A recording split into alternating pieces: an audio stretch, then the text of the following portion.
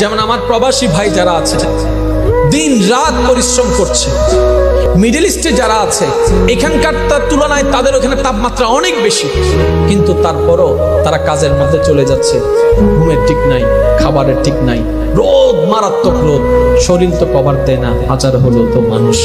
তারপরও যখন শরীর ক্লান্ত হয়ে যায়, যখন চিন্তায় চলে আসে পরিবারের কথা, মায়ের চেহারা বেশি উঠে, বউয়ের চেহারা বেশি উঠে, সন্তানদের ভবিষ্যতের চেহারা বেশি উঠে, সে আবার নতুনভাবে একটা শক্তি অনুভব করে আবার কাজের মধ্যে লেগে যায়। ঘামের পর ঘাম পড়ছে, খাবারের কোনো ঠিক নাই, পানির কোনো ঠিক নাই। ও ভাই, এত করছো কেন, এত কষ্ট কেন সহ্য করছো? আমার যুবক ভাই, আমার সে প্রবাসী ভাই বলবে, আমি যদি কষ্ট করার কারণে, একজনের ত্যাগের কারণে যদি 5 জনের মুখে হাসি ফুটে, এটাই আমার জন্য পাওয়া, এটাই আমার জন্য পাওয়া, আমার জন্য পাওয়া।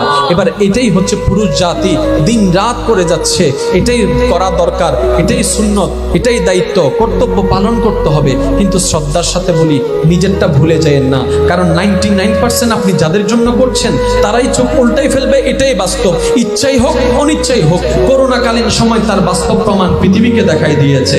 আপনরা পর হয়ে গিয়েছে, আপনরা পর হয়ে গিয়েছে, চিহ্নেওয়ালা অচিন হয়ে গিয়েছে, কিন্তু তখনও বান্দারা বারবার স্মরণ করছে একজনকে, আল্লাহ আল্লাহ আল্লাহ।